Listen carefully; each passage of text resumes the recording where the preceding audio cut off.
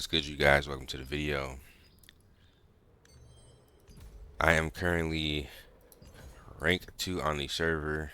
However, I am the only Greatsword orb that is anywhere close to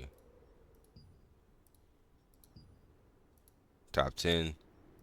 The next Greatsword player being Baylord at 7. Um,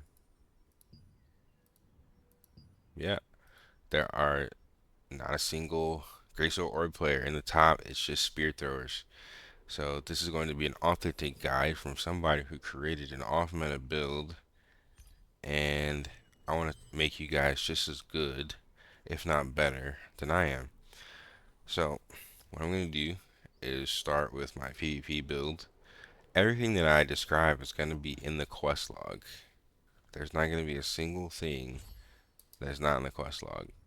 Now, this current build, this layout, this is a large scale setup. It works large scale, specifically because of Guardian Defensive Wall. Um, this skill is the equivalent of Dagger's smokescreen. If you are using an orb and you want to do some really competitive gameplay or even 1v1s, the Guardian Defensive Wall it's way too good not to have. Um, some other changes.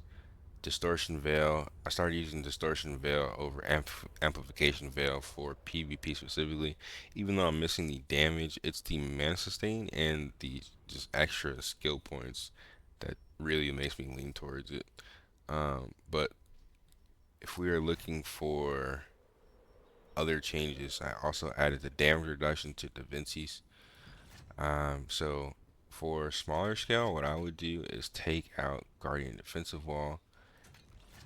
Small medium scale GVG, like where you just really want to do damage and survive, we're gonna take that out. We're gonna get healing wave, and instead of Guardian Defensive Wall, um you can do two things. You can either do Ascending Slash with the extra skill damage boost, or you can do Gaia Crash for the AoE.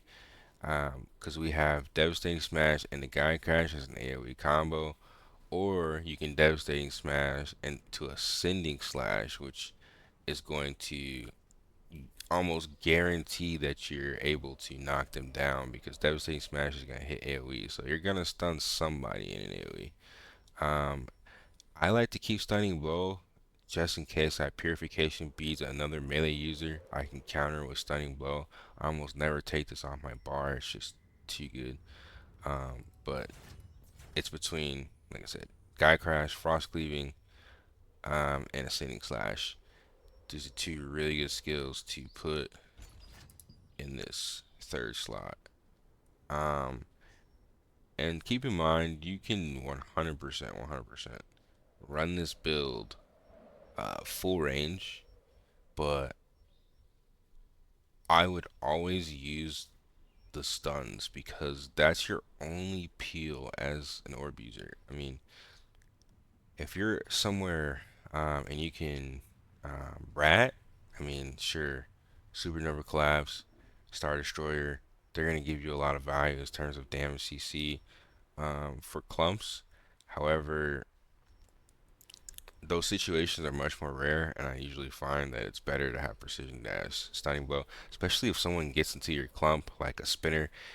It's your job as a Justicar to peel for your back line as well as engage on their front line, because we have so much damage. We can shred tanks, we can shred anybody who gets in the front, and we can shred anybody who jumps in our ball. So we are like the ultimate retribution paladin. Yeah.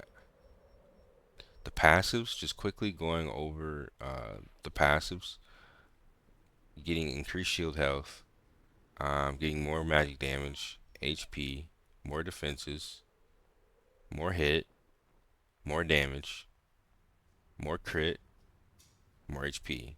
So notice I'm just stacking HP damage with a little bit of mana sustain.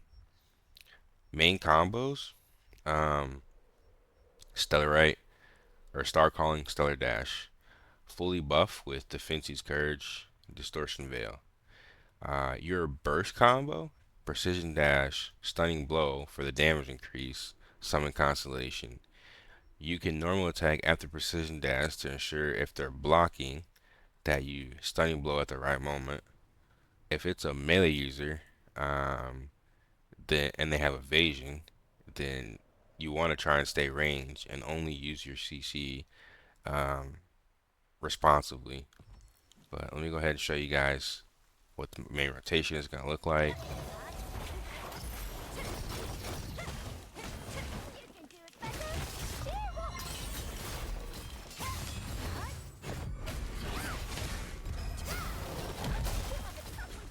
Star Calling, Stellar Dash, Precision Dash, Stunning Blow, Summon Constellation, usually one shots.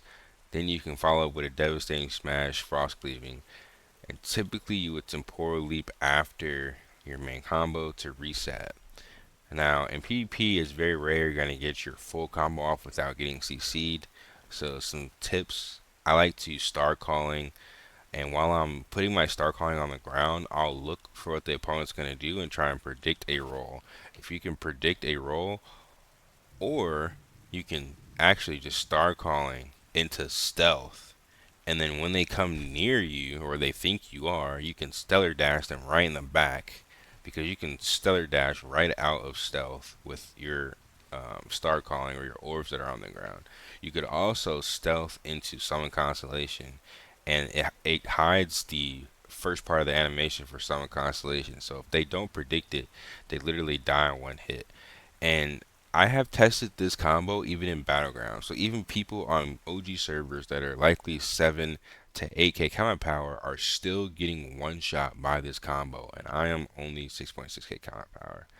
Speaking of, I'm going to show you the mastery, then I'm going to show you the gear. My current mastery looks like this. I am going for the Breath of Infinity. After I get to 130 Orb Mastery, I'm going to be going for the extra health on shield restoration. First, obviously, I went for the critical damage stack. The healing for this class adds a lot of survivability. I am actually not squishy even though I'm building glass cannon because of my shields, because of my heals. If you don't CC lock me, then I'm going to survive typically most combos.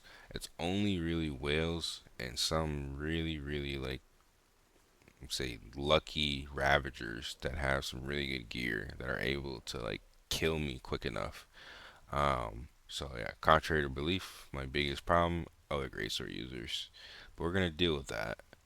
Alright, that's my orb mastery. I'm gonna put the full 130 mastery in the quest log. I had a couple people asking on the last build, so look in the quest log for that. And then here's my greatsword. It's at 130. This is my greatsword mastery. I'm getting the buff duration, skill damage boost, the heavy attack. I'm getting all the damage from the red side, the critical damage increase based on health, critical damage resistance, and I'm getting the health restoration on using a movement skill. My main combo uses a movement skill, so I pretty much just heal every time I dash, and then I continue fighting. I'm healing as I'm fighting, especially based on the amount of damage I do. I could heal um, almost all the way up to full. It's insanely good combos. Other things to note: the achievement effects, the vital force here, and the AoE on Devastating Smash and Frost Sleep, really important. For my orb, it's the same thing. The achievement effect, really important. Mana cost efficiency and orb effect damage. Um, Galactic acceleration is really good for increasing the attack speed. Attack speed for orb is insanely nice to have. Alright, and the last thing that I want to show you guys is my gear and my artifacts. I am, like I said, very close to 6.6k. I just need a few more traits. Um, for PvP, I'm running 60 perception, 70 dex, 50 strength, and I eventually do want to have higher wisdom. You're gonna have to check the quest log for what I'm looking for, like final build. but I'm working around my hyper boost gear. So if you want my current build, this is what it is. You look at my stats, I currently have about 2k hit, which it's not um it's not enough. I'm gonna be stacking more, but it's good for now, but it's definitely not enough in game. Rocking about 800 heavy attack. My evasion kind of matters, kind of doesn't. It's at 1300. I think it's too low to really matter. There's very few people that have that low hit. Um, Critical damage, buff duration, debuff duration, all really important. Buff duration so I can maintain my shields. Debuff duration to stop me from being CC because honestly, the main thing that is gonna kill you is CC on this class. If they can't CC lock you, you're gonna just sustain and survive from all the healing, and you typically win from the sustain. Uh, if you don't one shot them. And stacking HP, you can see my max HP is like 26k. In PvE, I can reach up to like 42k in raids. Um, yeah. Mana regen is also really important for this class. Attack speed is really important, man. 87% attack speed unbuffed. I can hit 100% attack speed, especially with that attack speed on frost cleaving. I can hit over 100% and break the attack speed barrier. It's really important, really, really, really important. But yeah, that is my gear. And then the artifacts that I use for PvP, I always use Greedseeker Solar Stone because if you get knocked down, this is the only thing that's gonna save you. You can't even Purification Stone a knockdown from Ascending Slash. So the Greedseeker is the only thing that's gonna save you. Otherwise, I'm using Chaos Harbingers with CC resistance here, heavy attack chance, and CC res here. Max damage, hit, crit, heavy attack evasion, and regular evasions. CC resistance here as well. CC resistance is really important on your artifacts. Heavy attack and CC res are probably the most important stats. Heavy attack, CC res, hit. Crit obviously is what we're going for as well. Oh, I didn't show you guys my crit actually. Or I didn't talk about my crit. 1500 crit, meaning anything under 2k endurance is getting shredded. I want to build more. I want to build more crit and heavy attack. But I'm trying to balance hit heavy before I focus too much on crit. The crit's gonna come a little later after I can get a few pieces of gear. Um, but yeah, those are my artifacts, you guys. That's my gear. If you have any questions, comments, concerns, please let me know in the comment section below. Really curious to know your guys' thoughts. I've seen a lot more Justicars on my server. Starting to pop up here and there. So I'm really curious how like what your guys' experience with the class is. I think in PvP this class is S tier. It's really good large scale. It's really good small scale. It has everything in its kit, and you only need two weapons for all forms of content, and that's the big thing. Um, but yeah, thanks for watching the video, you guys. Peace and love, gang.